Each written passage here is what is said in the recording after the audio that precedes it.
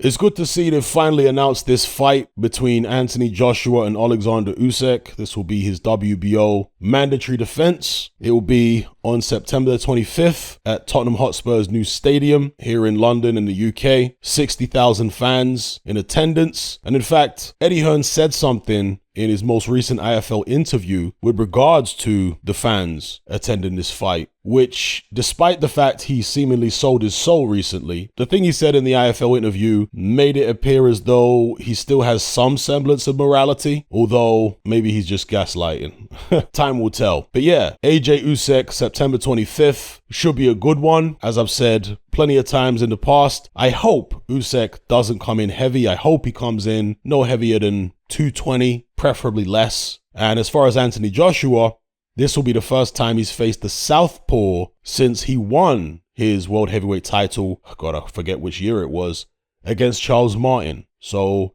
I'll be interested to see how he copes with obviously a much better southpaw, a slicker southpaw, a more accomplished southpaw. Of course, this is two guys who are Olympic gold medalists. So yeah, let's see what AJ does. Now, traditionally, when it comes to southpaws, most guys will look for the straight right hand, orthodox fighters that is. Although with some southpaws, they'll tell you that they find left hooks more difficult to deal with than right hands, as in left hooks from an orthodox fighter, because it comes from outside of their field of vision. If you can imagine it, a southpaw fighter has got their right foot forward, right? Their right hand forward. So when an orthodox fighter throws a left hook, especially if it's got a bit of an arc on it, it's literally coming from outside of that southpaw's shoulder. So some southpaws will tell you that they find left hooks more difficult to deal with than the straight right hand down the pipe. But a lot of it depends on which southpaw it is and which orthodox fighter it is. At the end of the day, fighters have different abilities, different attributes. Not everybody has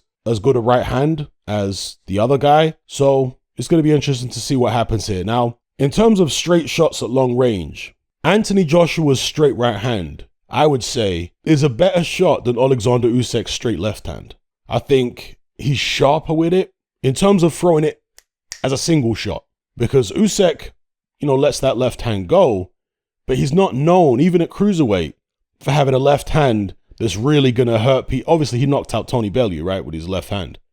But generally speaking, he's not known as a guy who's got this real big weapon in the left hand. Whereas with Anthony Joshua, that right hand, just ask Charles Martin, can be laser-like at long range. Again, Charles Martin can't move and whatever like Oleksandr Usyk, so I'm anticipating it's going to be a lot more difficult for AJ to land the right hand on Usyk than it was on somebody like Charles Martin. But at the same time, I'm not sure how easy it's going to be for Usyk to land his left hand on Anthony Joshua. I think Usyk's probably going to have more success with the jab because he's got a good jab, movement, and that's what I'm expecting from him. Jab and make AJ miss with his movement. Frustrate him. Get AJ to maybe have to try and walk him down. And people talk about the Derek Chisora fight and how he was able to rough Usyk up, especially early in the bout. Derek Chisora, he's not a small man, but he's a relatively short heavyweight by today's standards. He tucks up tight. He comes in low. This is a different proposition to an Anthony Joshua who's very upright. Even now, despite the fact that he has improved over the years, he's still very upright. So when he's coming at you, there's far more opportunity to tag him clean if he's trying to, really apply the pressure and stay on top of you. You can tag him clean coming in. Yeah?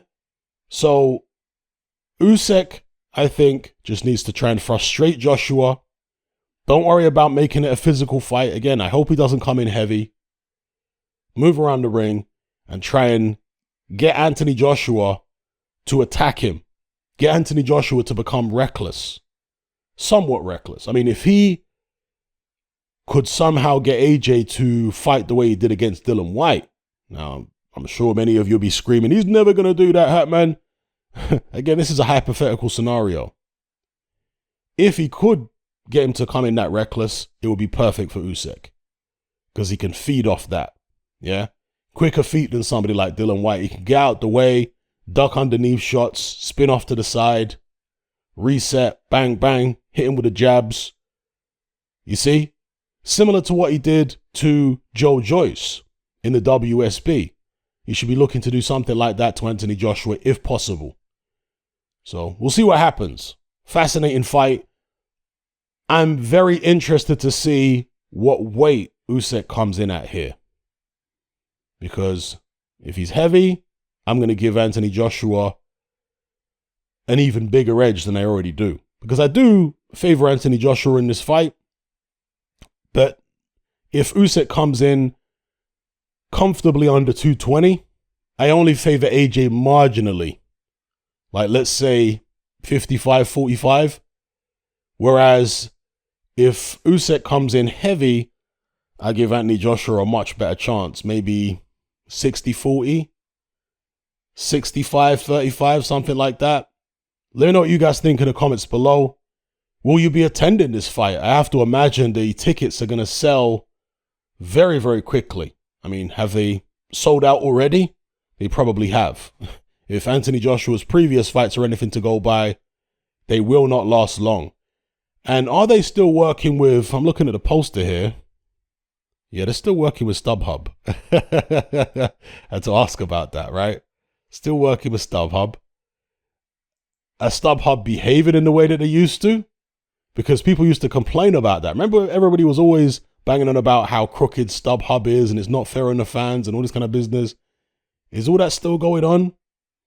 If it is, then maybe it's not so easy to get tickets because basically the accusation was that a lot of Matchroom shows would sell out artificially quickly because StubHub were buying up all the tickets or other organizations were buying up all the tickets and then selling them on. You see, this is what the accusation was. I don't know the exact ins and outs of it. So it made it look like they'd sold out when really the tickets had just been sold on. So anyway, let me know what you guys think about all this in the comments below.